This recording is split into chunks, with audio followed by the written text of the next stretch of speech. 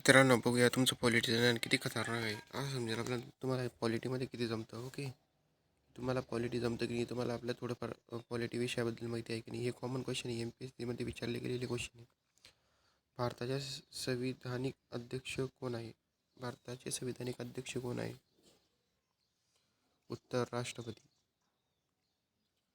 भारतीय संविधान कोणत्या दिवशी लागू झाले? 26 जानेवारी 1950. भारताच्या संसदेमध्ये किती सदन आहे? 2. लोकसभा आणि राज्यसभा.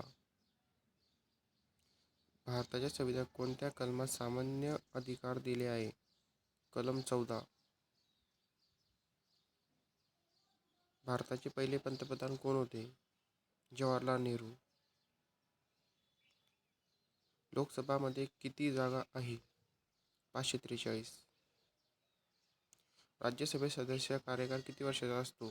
6 वर्ष. भारताच्या संविधानाचे वडील कोणाला म्हणतात? डॉक्टर बाबासाहेब आंबेडकर. भारताच्या संविधानामध्ये किती वेळा सुधारणा करण्यात आली आहे? 105 वेळा 2024 पर्यंत. तर मित्रांनो, हे नवीन नवीन व्हिडिओ पाहण्यासाठी चॅनलला सबस्क्राईब करा आणि बेल आयकॉनवर क्लिक करा. असे नवीन नवीन क्वेश्चन मी रोज घेऊन येणार आहे या चॅनलला. तर मित्रांनो, प्लीज चॅनलला सबस्क्राईब करा.